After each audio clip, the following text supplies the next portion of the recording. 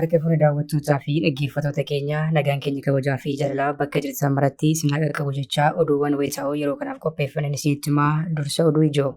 Karaa nagaatiin galle jechuun yakkoota suukkanneessaa ajjeechaa namoota nagaa saamichaa fi dararaa raawwachaa turan jalaa miliquun hin danda'amu waan ta'eef seeraan nuuf gaafataman jechuun jiraattonni gaafatan.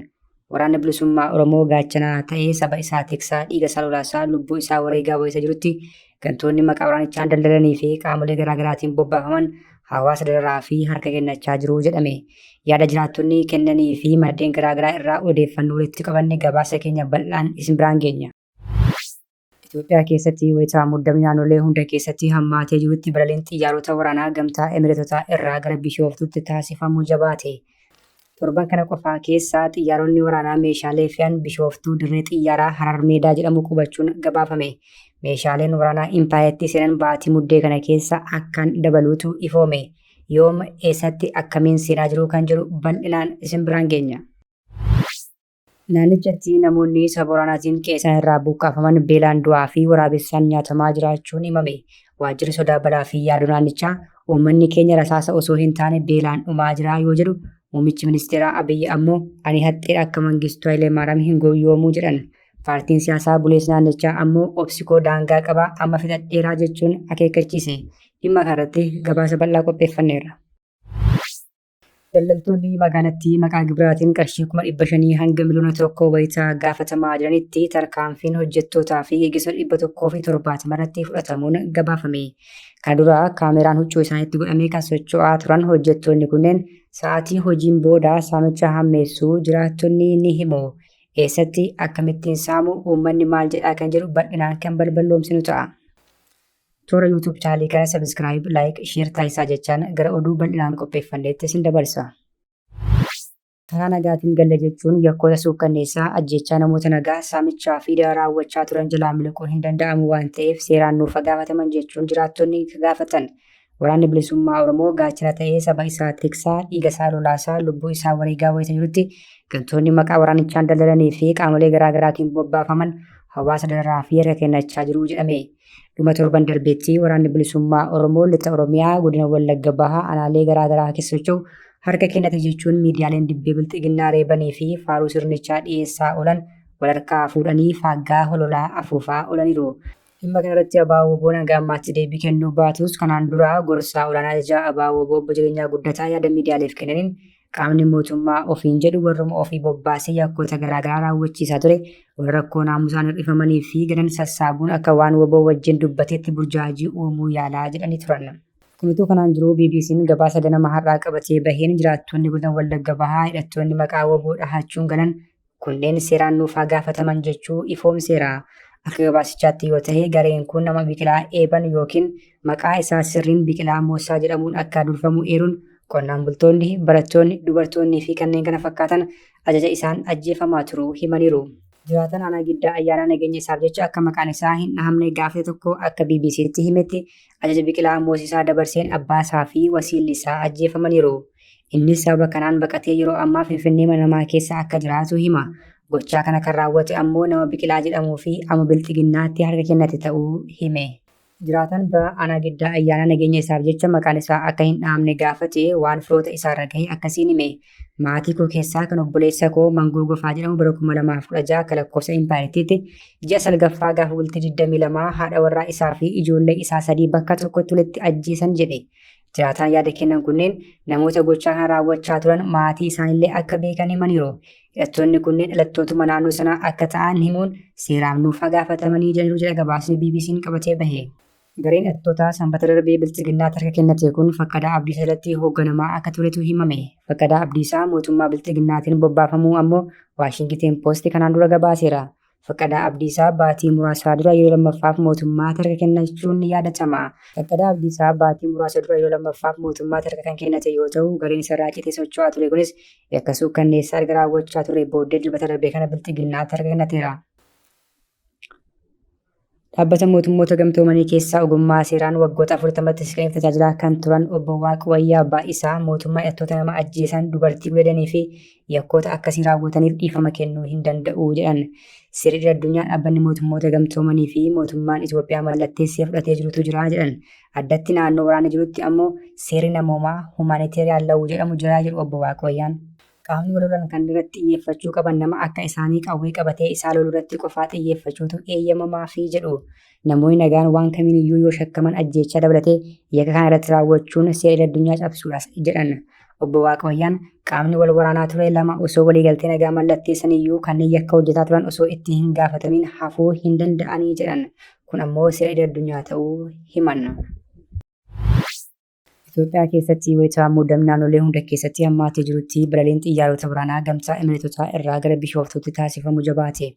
Torban kana qofa keessa xiyyaaronni waraanaa meeshaalee fe'an Bishooftuu dirree xiyyaaraa Harar Meedaa qubachuun gabaafame. Meeshaaleen waraanaa Impaayiritti seenan baatii muddee kana keessa akkaan dabaluutu ifoome. Raafama hamaa keessa kan jirtu Impaayirittiin meeshaalee waraanaa gurguddaa alaa galchuu wayita itti fuftee jirtutti Fiild Maarshaal Biraanuu Juulaa ammoo humna makaanaayizii hedduu qopheessaa jiraachuu himuun qophoofneerraa jechuun dhaadataniiru. Bilxiginnaan akka aangootti dhufeen siidaa atseewwanii haaromsatee akka Minilik ilmaa Oromoo irratti duula banuun waggoota 7 darbaniif lubbuu namoota hedduu akka baalaa harcaasaa jira. Oromiyaas ta'e Impaayiritti keessatti misooma nagaa waaraa guddina dinagdee fi hawaasummaatiin maqaan isaa seenaa keessatti illee kan hin dhaamne bilxiginnaan meeshaa waraanaa gamtaa Imireetotaa irraa galfachuun ammas dhiiga dhangalaasuu itti fufuuf karoorfachuu isaa mirkaneesseera. Bilxiginnaan ammas meeshaalee waraanaa gurguddaa biyyoota Awurooppaa, Eeshiyaa fi gamtaa Imireetotaa irraa galfachuun Impaayiritti wiirtuu jeequmsaa fi goolii taasisuun gaanfa Afrikaa nagaa dhorkuuf karoorfatee hojjetaa jira jedhame.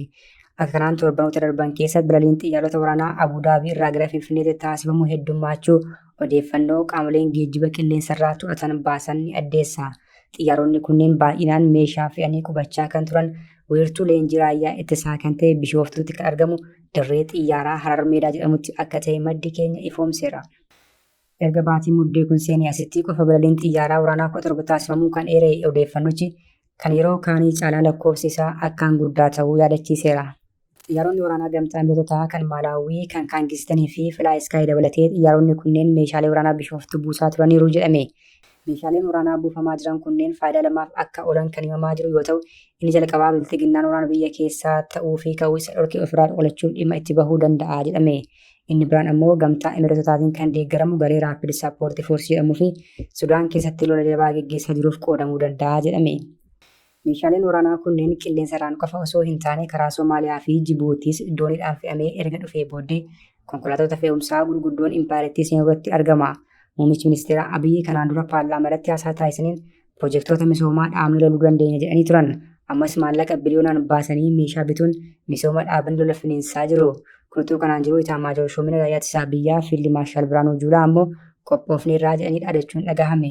Meeshaalee waraanaa haaromsuu fi qopheeffachuu kan himan Fiild Maarshaal Biraanuu Juulaa beekumsaa fi ogummaa lolaa qabna diinas injifannaa jechuun dubbatan.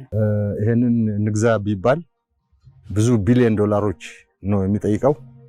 ራሳችንን እንፈትሽ፣ ውስጣችን ኒ አቅማችን ኒ ዓለም ላይ ምንድነው ያለው፣ እኛ ጋር ምንድነው ያለው፣ የተለያየ አይነት የጦር መሳሪያ ማዘጋጀት ማለት naannichatti namoonni sababa waraanaatiin qe'ee irraa buqqaafaman beelaan du'aa fi waraabessaan nyaatamaa jiraachuun himame. Waajjirri sodaa balaa fi yaaduu naannichaa uummanni keenya rasaasa osoo hin taane beelaan dhumaa jira yoo jedhu, muummichi ministeeraa ammoo ani hatteedha akka mangistuu hin goyyoomuu jedhan. Paartiin siyaasaa buleessa naannichaa ammoo obsi daangaa qabaa jechuun akeekkachiise.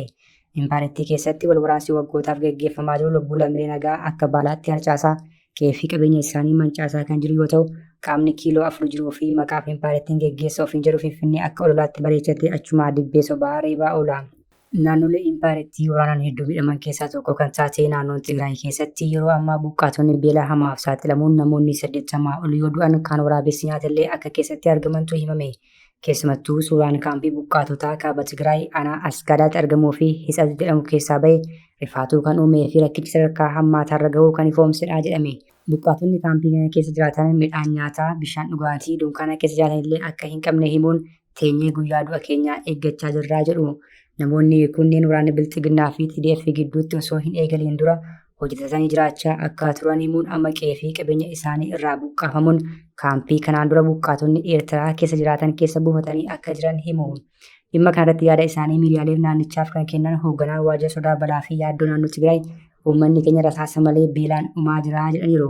Suuraan miidiyaa hawaasummaa irratti qoodamaa jiru kun kaampii Hiisas qofaa ta'uu yaadachiisuun kaampiiwwan akkanaa 146 ol naannoo Tigraay keessa jiraachuu himan. Kanaaf deeggarsi barbaachisaa hatattamaan taasifamuu akka qabu gaafatan. Qaamni impareettii gaggeessaa jiru bilxiginnaan ammoo dhimma kanarratti gaafatamee deebii kenneen rakkoo naannicha keessa jiru kana quba hin qabu jedheen. ምንም ቢከሰት አንድ ዘው ብለን እኮ አንገባም። ማንኛውም ነገር ላይ ገባ ስቴፕ አለው። እዛ ያለው ክፍል አልቻልኩም ብሎ ለክልሉ ያቀርባል። ክልሉ ደግሞ እውነትም የተባለው ልክ ነው ከኔ አቅም በላይ ነው ብሎ ለኛ ያቀርባል። ለኛ ሲያቀርብ ነው ምላሽ የምንሰጠው እንጂ ዘው ብለን በማንኛውም ነገር ላይ አንገባም። የመጀመሪያ ስቴፕ ሰዎቹ ችግር አለብን ብለው ከተናገሩ እዛ ያሉ ደግሞ ሰዎችን የሚያስተባብሯቸው ሰዎች አሉ። ሰዎችን በማንኛውም ጊዜ ከማንኛውም እንግልት ከማንኛውም አደጋ ስጋት እኛ መጠበቅና ከአደጋ ነፃ ስጋት ነፃ ሆነው እንዲኖሩ ማስቻል ነው። እኛ አተሊኳችንም ይሄ ነው። የክልሉ አደጋ ስጋት ስራ አመራር ኮሚሽን አለ ራሱን ችሎ ማለት ነው ባለበት በትግራይም በአማራም ሆነ በሌሎች ክልሎች በክልሎች በእያንዳንዱ ክልል በ12ቱም ክልልና በሁለቱም ከተማ አስተዳደሮች የአደጋ ስጋት ስራ አመራር ኮሚሽን አለ። ያ ኮሚሽን ደግሞ ከነዚያ ከካምፑ ወይን ከሚኖሩበት አካባቢ ሰፊ ወይንም ከአቅማቸው በላይ ከሆነ ምን ስራ ሰራ የሚለው ይጠይቃል። እውነትም ይሄ ነው ይሄ ትክክል ነው እኛ ኮንፈርም እናደርጋለን ከኛ አቅም በላይ ሆኖ ነው ብሎ ካለ እኛንን ኢንተርቬንሽን ውስጥ ፓርቲን ሲያሳ ቡሌስ ናንቻ TPLF ammoo gama isaatiin uummanni beelaa fi uggura taasifameen dhumaa jiraachuu barbaachisuun waliigalteen Piriitooriyaa mallattaa'ee sadarkaa hammaatarra jiraachuu erga ibsee booda amma obsa koofitadheeraa jedhee TPLF ibsa baase kanaan uummata Tigraay irra daraa gahaa jiru kana qolachuuf tarkaanfii barbaachisuun fudhadhaa jechuun ifoomse. Muummichi ministeeraa Abiyyi kanaan dura dhimma gargaarsaa fi rakkoo beelaa jedhamu irratti yaada kan kennanii turan yoo ta'u tooftaa warri TPLF fayyadamanidha jechuun qeeqanii turan. Warri TPLF maqaa gargaarsaa fi beelaan deeggarsa mangistuun dhaabbilee addunyaaf kan rabanii taasiseen bara 1977 humna jabeeffachuus himan. isaan garuu hattee akka ta'anii fi mangistuu irraa akka baratan himaniiru. የያዘው ሐሳብ መላ ኢትዮጵያ ሕዝብ እንዲገነዘብ የሚያስፈልገው 1977 በሰሜኑ የሀገራችን ክፍል ድርቅ ሲያጋጥም ያንን ድርቅ ጁንታውም ሌላውም ኃይል መጠቀም ያደርጉታል። እስከ 1977 ድረስ ቲፒኤልኤፍ አንዲት ከተማ አንዲት ዞን የኔ የሚለው አልነበረውም። ጠንካራ የሚባል ውጊያም አድርጎ ያውቅም። የደርግ መንግስት ፈተና የነበረው እስከ 77 ድረስ የሻዕቢያ ወታደር የሚባለው እንጂ የወያኔ ወታደር ሄዴክ አልነበረም። ነገር ግን 77 ረሃቡ መጣ ሲባል የምናምን ኮሪደር ይከፈተው ሱዳን በኩል ተብሎ የደርግ መንግስት እንዲወርቅ የሚፈልጉ ኃይሎች በአካል ጭምር በረሃ ገብተው በስትራቴጂውም በስልጠናውም በሐሳቡም በገንዘቡም በትጥቁም አብረው ሆነው ከ77 በኋላ ነው ወያኔ ተጠናክሮ በ81 ሽሬን እንኳን መቋጠር የተቻለው። ድርቁን ተጠቅሞበታል ይላል በደንብ። ስለዚህ አሁንም ረሃብና ድርቅን የመጠቀም ፕሮፓጋንዳ ላይ ነው። አሁን ጁንታው ብቻ ሳይሆን የዛን ጊዜ ይሄን ሐሳብ አምጥተው ጁንታን አስታጥቀው ወያኔን አስታጥቀው የደርግ መንግስት እንዲወድቅ ያደረጉ ኃይሎች አዲስ ፈጠራ መፍጠር አልቻሉም። እዛው ነው የቆሙት። የዛሬ 30 40 ዓመት በሰሩት ታክቲክ አሁንም መልሰው መጠቀም ይፈልጋሉ። ይሄ መቼም አይሆንም። Bilbilinaan yoo rakkoon hundee kibba Oromiyaa godina Booranaatti mudatee turettis akka quba hin qabne ibsuun rakkoo hawaasaa dhoksee faayidaa siyaasaaf fayyadamuuf yaalee turuun ni yaadatama. Daldaltoonni magaalattii maqaa gibiraatiin qarshii 500 hanga miliyoona 1 bayisa gaafatamaa jiranitti tarkaanfii hojjettootaa fi gaggeessitoota 170 irratti fudhachuun ammoo biiroochi ifoomse. Kan duras kaameraan huccuu isaaniitti godhamee kan socho'aa turan hojjettoonni kunneen sa'aatii hojii booda saamicha hammeessuu jiraattonni himachaa turan. Caasalee saamichaa bilxiginnaan dinagdee waraanaa hubamee suphuuf itti fayyadamu keessaa tokko biiroo galiiwwaniiti. biirichi magaalaa Finfinnee keessatti hojjettoota isaa bobbaasuun nagahee galii tokko malee daldaltootaa fi abbootii qabeenyaa saamsisaa tureera.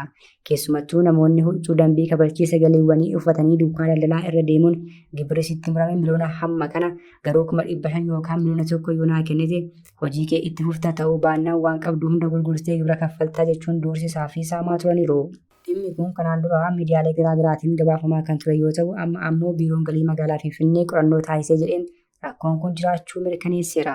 Biiroon galii magaalaa Finfinnee akka jedhetti hojjettootaa fi gaggeessitoota waajjira galii jiraattota magaalattii gibira kaffalan sirnaan hin tajaajille akkasumas kan itti gaafatamummaa isaanii haalaan hin bahanne jedhe 179 irratti tarkaanfii fudhateera. Kanneen keessatti itti gaafatamtoonni 20 fi hojii raawwachiiftoonni 159tu argamaa jedhame. Tajaajiltoota hordoftoota keenya oduun sa'aatii kanaaf qabannee dhiyaanne kana gaammaatti hordoftan ture. Oduu biraan hanga walitti deebinutti nagaatti.